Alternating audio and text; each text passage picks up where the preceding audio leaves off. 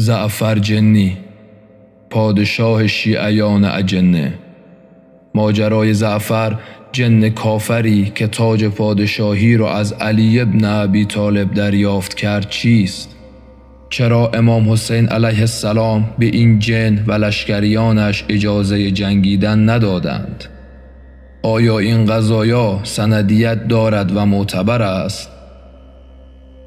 همراهان گرامی، چنانچه به این سبک مطالب علاقه‌مند هستید، این پست رو لایک کنید و دکمه سابسکرایب رو بزنید و تا انتهای ویدیو همراه من باشید.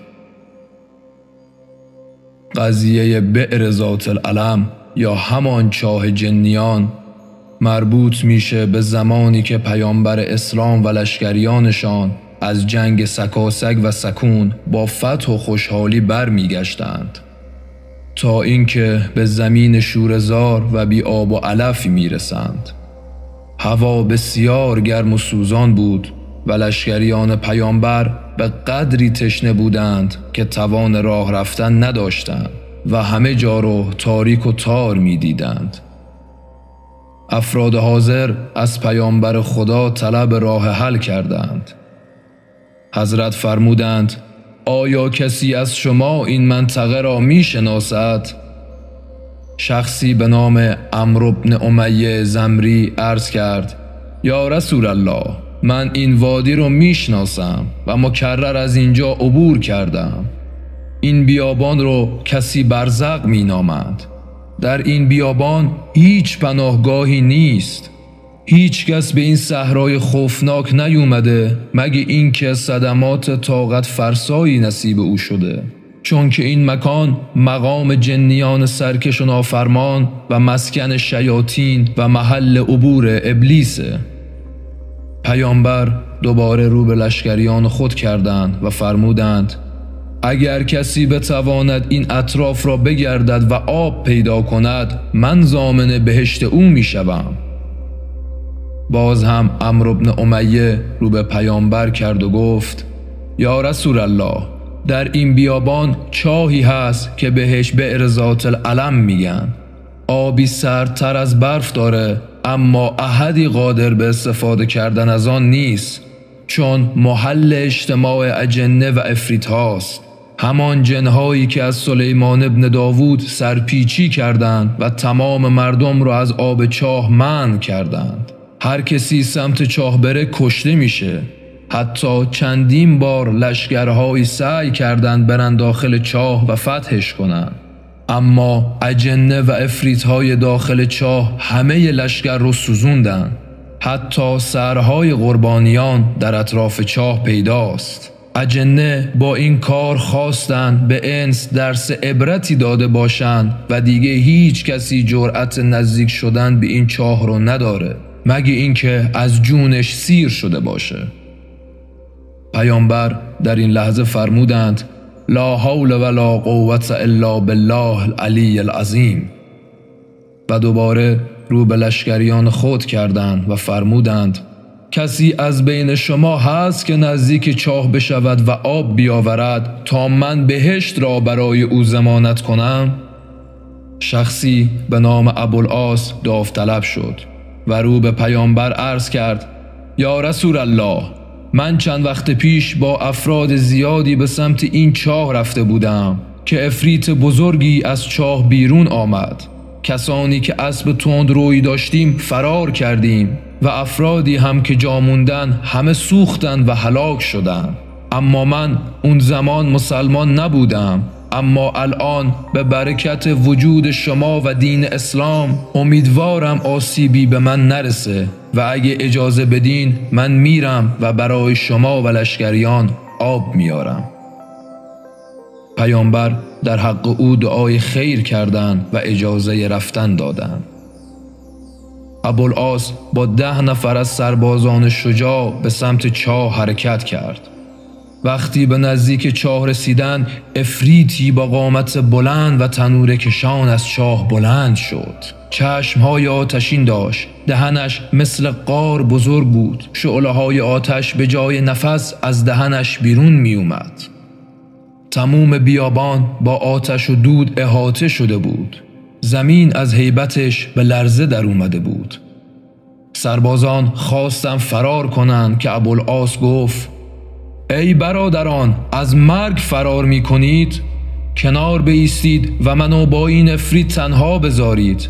اگه بر او پیروز شدم آب میارم و اگه مردم سلام منو به پیامبر برسونید. عفریت فریاد زد: شما که هستید که به اینجا اومدین؟ مگه نمیدونین اینجا کجاست؟ مگه نمیدونین پادشاه جنیان اجازه ورود هیچ انسی رو به این چاه نداده و نمیده؟ ابوالعاص شمشیر کشید و گفت: ما بزرگان مکه و حرمیم، به دستور پیامبر اکرم اومدیم از این چاه آب ببریم. هنوز کلام ابوالعاص تموم نشده بود که عفریت حمله کرد و بدن ابوالعاص رو مثل گنجشکی چنگ زد و در یک چشم هم زدن ابوالعاص رو کشت. سربازان فرار کردند و وقتی عفریت به درون چاه بازگشت، برگشتند تا بدن ابوالعاص رو با خود ببرند. جنازه ابوالعاص مثل زغال سیاه شده بود. بر سر جنازه او گریه کردند. در همان لحظه از درون چاه هیاهو بلند شد. گروه گروه جنیان بیرون می اومدند. سربازان پا به فرار گذاشتند و به خدمت رسول خدا رسیدند. متوجه شدند که جبرئیل خبر شهادت ابوالعاص رو به پیامبر رسونده و آن بزرگوار گریه می کند. پیامبر با حالت گریه فرمودند: قسم به خدایی که جان محمد در دستان اوست، همکنون ابوالعاص در بهشت است. آن زمان امیرالمؤمنین علی ابن ابی طالب برای مأموریت مهمی از لشکر عقب مانده بودند. وقتی که رسیدند، عمرو بن امیه به استقبال حضرت رفت و جریان شهادت ابوالعاص رو به ایشون گفت. اشک از چشمان مبارک امیرالمؤمنین جاری شد. به حضور پیامبر رفتند و این مصیبت را گرامی داشتند. پیامبر فرمودند: ابوالعاص با بدنی سوخته در کنار بئر العلم افتاده است و خاکهای بیابان بر روی او میریزد. امام فرمودند: یا رسول الله، فکری بکنید تا مسلمانان از تشنگی هلاک نشوند. آیا اجازه می دهید به میدان بروم و از چاه آب بیارم؟ چون جبرئیل از طرف خداوند به پیامبر اطلاع داده بود که این طلسم باید به دست علی علیه السلام شکسته بشه، لذا پیامبر فرمودند: ای علی، به آنجا برو که خدای متعال حافظ و یار توست، ولکن باید با تو جماعتی هم باشد، مخصوصاً آنانی که با ابوالعاص بودند. در این لحظه پیامبر علم نصرت رو به دست حضرت دادند و دستان خودشون رو به سمت آسمان بلند نمودند و در حق حضرت دعا کردند.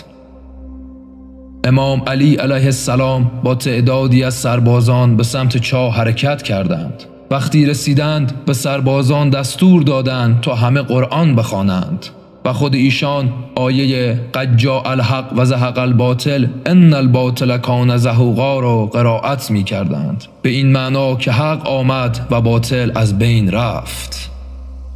و دوباره زمین به لرزه در اومد و همون عفریتی که ابوالعاص رو کشته بود ظاهر شد و گفت: چرا عبرت نمیگیرین؟ چرا سرهای انسانهایی که اطراف این چاه هست رو نمیبینین؟ مگه نمیدونین هر انسانی که اینجا قدم بذاره هلاک میشه؟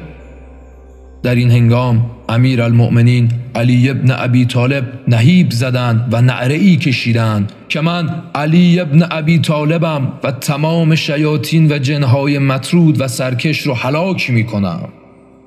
عفریت با شنیدن این جملات به سمت حضرت حمله ور میشه که ناگهان ایشان شمشیر ذوالفقار دو سر خودشون رو بیرون میکشند و با یک ضربه عفریت رو هلاک کردند.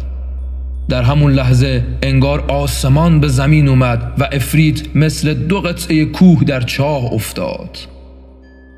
حضرت رو به همراهانشان میکنند و میفرمایند: مشکها را بیاورید تا از آب چاه پر کنیم. که ناگهان صورتهای مختلف و سیاه و آتشین و صداهای ناهنجاری از درون چاه بیرون میاد. از هیبت و شکل‌های مختلفشون نزدیک بود روح از بدنشون جدا بشه. حضرت دوباره خشمگین میشن و با صدای بلند فریاد میزنن که آیا از ولی خدا سرکشی میکنید؟ تمام بیابان رو دود گرفته بود و بیشتر همراهان از ترس و وحشت به گوشه‌ای فرار میکردند تا اینکه امام علی علیه السلام شروع میکنند به خوندن عزائم و سوره‌های محترقات و قارعات و محکمات قرآنی. ایشان آنقدر قرآن را قرائت میکنند و به طرف اجنه فوت میکنند تا اینکه کم کم ناپدید میشن و حتی دود و آتش بیابان هم خاموش میشه. دوباره امام رو به سربازان میفرمایند که مشک‌ها رو به سمت چاه ببرند، با طناب داخل چاه بندازن و هر چقدر که لازمه آب بیرون بکشن.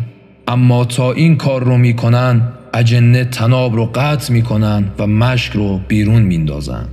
امام سر خودشان را درون چاه میکنن و میگویند ای جنی که طناب را بریدی و مشک را بیرون انداختی، بیرون بیا تا سزای عملت را ببینی. در این هنگام افریتی با چهره عبوس و چشمهای برافروخته بیرون آمد. حضرت فرصت ندادند تا حمله کند، چنان بر کمرش زد که او را به دو نیم کرد. مشک آب دیگری به چاه انداختند. همین که مشک به آب رسید دوباره طناب را قطع کردند و مشک را بیرون انداختند. امام بار دیگر سرشان را درون چاه بردند و گفتند هر یک از شما که طناب را قطع کرده باید به مبارزه بیرون بیاید. کسی بیرون نیامد. در این هنگام جنی از درون چاه فریاد زد ای کسی که خود را از آل عدنان می شماری، اگر راست میگویی خود را در چاه بینداز. غضب از سیمای مبارک امام نمایان شد. ایشان فرمودند ای گروه جنیان، آیا علی را از آمدن به درون چاه می ترسانید؟ آماده باشید که با ذوالفقار دو سر آمدم. سپس امام به سربازانشون دستور میدن تا دور ایشان طنابی ببندن تا درون چاه فرو بروند. سر و صدای همه بلند میشه که میخواین خودتون رو تو دهن مرگ بندازین، برین هلاک میشین. ما جواب رسول خدا رو چی بدیم؟ اما گوش حضرت به این حرفها بدهکار نبود و تصمیم داشتند برای همیشه این جنیان سرکش رو از بین ببرند. ایشان داخل چاه رفتند، اما هنوز به نیمه چاه نرسیده بودند که طناب رو بریدن و حضرت رو درون چاه انداختند. سربازان آه و ناله سر دادند که پیامبر خدا عزادار شد و حسنین یتیم شدند. چند ثانیه ای گذشت. صدای افریت و اجنه به گوش می رسید. همه به سر و سینه می کوبیدند و فکر می کردند که امیر مؤمنان شهید شدند. تا اینکه صداهایی بلند شد که می گفتند ای پسر ابو طالب امان بده. صدای رعدآمیز امام بلند شد و گفتند قسم به خدا که برای هیچ کدام از شما امانی نیست مگر این که با اخلاص بگویید لا اله الا الله محمد رسول الله و عهد ببندین بعد از این هر کس بر سر این چاه حاضر شد که آب ببرد مانع نشوید. و اما اوضاع پیامبر اسلام. ایشان نگران مولا علی بودند که جبرئیل وارد شد، سلام خدا را رساند و عرض کرد خداوند می‌فرماید نگران نباشید، ما با چندین هزار فرشته به حمایت و یاری علی آمده ایم. اگر می‌خواهید بر سر چاه تشریف ببرید. ایشان 20,000 از شیاطین را به قتل رساندند. پیامبر اشک خوشحالی سر دادند و به سمت چاه حرکت کردند. همان که به دهانه چاه رسیدند جبرئیل نازل شد و گفت خداوند می‌خواست فتح این چاه و قتل شیاطین سرکش را با دست علی انجام دهد، وگرنه خداوند متعال ملکی دارد که در هر لحظه جان همه این جنیان را می‌گیرد. اگر می‌خواهید صدا بزنید علی را تا جواب دهد شما را. پیامبر با صدای بلند علی علیه السلام را صدا زدند. حضرت جواب دادند لبیک یا رسول الله. ناگهان حضرت علی علیه السلام بر سر چاه آمدند.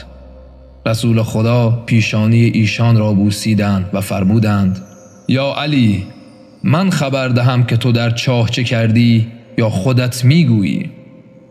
امیرالمؤمنین فرمودند ای رسول خدا، چیزی بر شما مخفی نیست، خودتان بفرمایید. پیامبر فرمودند یا علی، 20,000 جن و عفریت را از دم تیغ گذراندی و ما بقیه جنیان امان خواستند. تو گفتی امان نیست مگر برای اهل ایمان و 24,000 قبیله از جنیان مسلمان شدند. تو سلطان آنها را کشتی و تاج شاهی را بر سر پسر تازه مسلمانش گذاشتی و او را زعفر نام نهادی و به جای پدرش بر تخت نهادی. حدود و شرایط دین را به آنان یاد دادی و بیرون آمدی. امیرالمؤمنین فرمودند بله یا رسول الله، چنین بود. سپس پیامبر اکرم دستور دادند، سپاه آمدند و در نزدیکی چاه اقامت کردند. از آب آن چاه سیراب شدند و به 4 پایان آب دادند. یک شبانه روز در آنجا به سر بردند و فردای آن روز عازم مدینه شدند. از این ماجرا 40 سال و اندی گذشت. جعفر در بئر ذات العلم بساط سرور و عروسی آماده کرده بود و شاهان جن و پری را دعوت کرده بود. ناگهان شنید در زیر تختش 2 نفر جنی بسیار حزین و سوزناک گریه می کنند. جعفر گفت چه وقت گریه است؟ چرا هنگام شادی و نشاط من گریه می کنین؟ گفتند ای امیر، تو ما را مأمور کردی برای کاری به شهر بریم. موقع عبور از نینوا دیدیم در آن صحرا لشکری بزرگ مهیای جنگ. در میان میدان جنگ حسین ابن علی پسر آن بزرگواری که ما را مسلمان کرد یکه و تنها ایستاده. همه یاران و انصارش کشته شدند. آن حضرت به نیزه بی کسی تکیه کرده. دم به دم به راست و چپ نگاه میکنه و میگه هل من ناصر ینصرنی، آیا یاری کننده هست که مرا یاری کند؟ و شنیدیم که اهل بیت و عیال او صدای تشنگی و العطششان به سمت آسمان بلند شد. پس هرچه زودتر خودمون رو به بئر ذات العلم رسوندیم تا تو رو از ماجرا خبردار کنیم. اگر ادعای مسلمانی داری قد علم کن که الان پسر پیامبر رو نامسلمونا می کشن. جعفر تا این سخنان رو شنید غمگین شد. تاج پادشاهی رو به زمین کوبید، لباس دامادی رو از تن در آورد و لباس جنگ پوشید. طایفه های جنگی رو با اسلحه های آتشین برداشت و از بئر ذات العلم به سمت کربلا عازم شد. جناب جعفر میگه وقتی وارد سرزمین کربلا شدم، از زمین تا آسمان صفهای ملائک، جبرئیل، میکائیل، اسرافیل، ملک منصور، ملک نصر، فرشته بادها، دریاها، کوها، فرشتگان دوزخ و عذاب، هر کدوم با چندین هزار فرشته دیدم که منتظر اجازه از حضرت ابا عبدالله بودند. به علاوه ارواح 124,000 پیامبر از آدم تا خاتم صف کشیده بودند. همه گریان. چه کربلا و چه قوقایی. تمام موجودات و اشیا در کربلا گریه می کردند. قوقایی بود. خاتم پیامبران آغوش باز کرده بودند و به امام حسین می فرمودند پسرم عجله کن، به راستی که ما مشتاق تو هستیم. حسین ابن علی یکه و تنها در میان میدان با زخم و جراحت‌های فراوان، پیشانی شکسته، سینه سوزان و دیده گریان ایستاده بودند و در هر نفسی که می‌کشیدند از حلقه‌های زرهشان خون می‌چکید، اما اصلاً توجهی به هیچ فرشته‌ای نمی‌کردند. و من هم کسی اجازه نمی‌داد تا خدمتشان برسم. همانطور که نگاه می‌کردم ناگهان دیدم آقا سر غریبی از نیزه بی کسی بلند کردند. از گوشه چشم نظری به من انداختند و فرمودند جعفر بیا. لشکر را عقب گذاشته و خودم به حضورشان رسیدم. رکاب بوسیدم. سپس حضرت فرمودند کجا بودی؟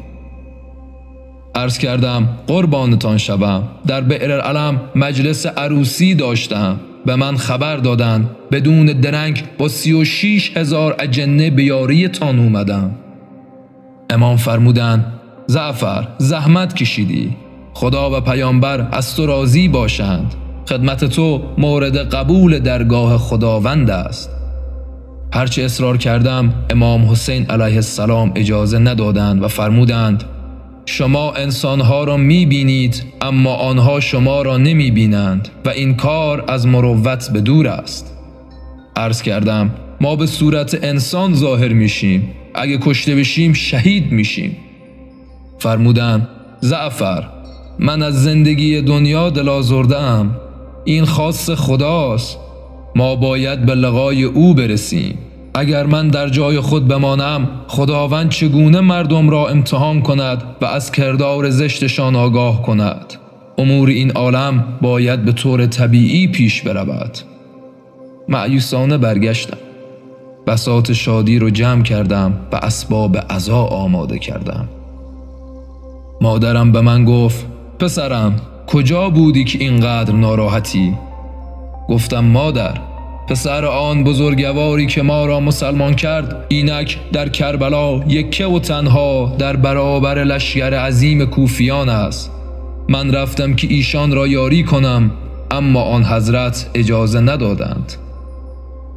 مادرم وقتی این سخنان رو شنید بر سر و صورت خود زد و گفت جعفر آقت می کنم، فردای قیامت جواب مادرشان فاطمه زهرا چه بگویم؟